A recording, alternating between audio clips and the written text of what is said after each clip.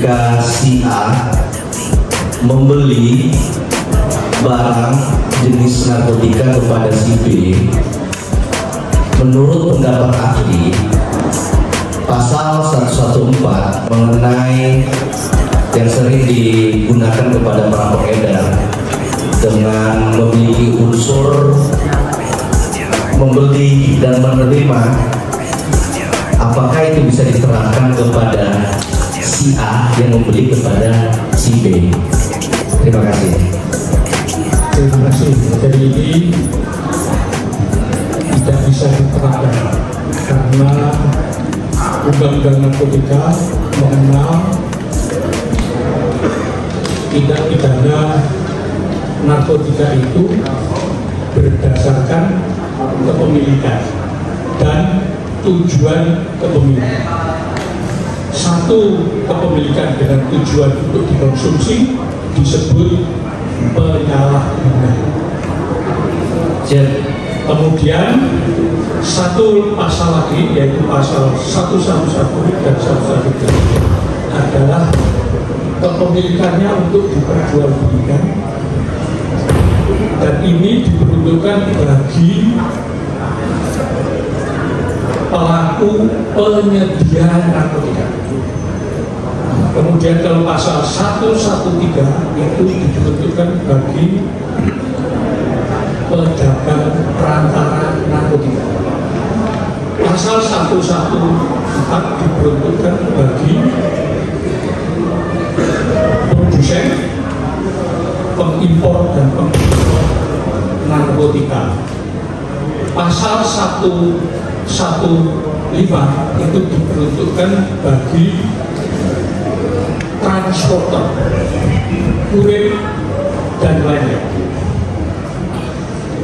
Pasal 116 itu bagi kepemilikan narkotika untuk digunakan memaksa orang lain supaya menggunakan narkotika.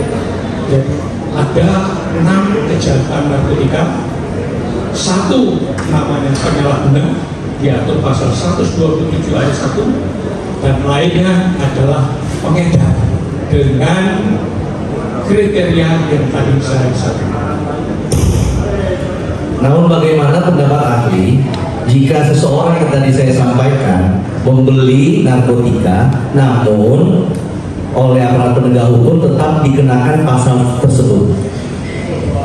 Tergantung dari pertanyaan selanjutnya. Kepemilikan narkotika untuk dikonsumsi itu unsurnya kepemilikan adalah membeli, menguasai narkotika dengan tujuan untuk dikonsumsi. Itu yang dimaksud pasal 127 ayat 1. Pasal yang lain kalau kepemilikan tujuan untuk diperjualbelikan namanya pengedar, yang pasal-pasal tadi saya sebutkan. Jadi tidak bisa perkara membeli narkotika untuk tujuan dikonsumsi atau bagi diri sendiri itu dikenakan pasal-pasal yang diperuntukkan bagi pengedar. Tidak boleh dituntut secara kumulatif, subsidiaritas ataupun alternatif, karena undang-undang narkotika tujuannya jelas mengatur berdasar pasal 4C dan D, yaitu memberantas peredaran gelap narkotika dan perkursor narkotika, dan menjamin penyalahguna mendapatkan pengaturan upaya rehabilitasi medis dan rehabilitasi sosial.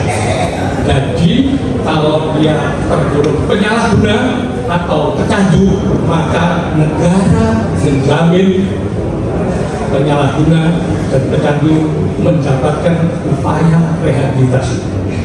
Upaya rehabilitasi yang diatur oleh undang-undang itu ada 2 cara.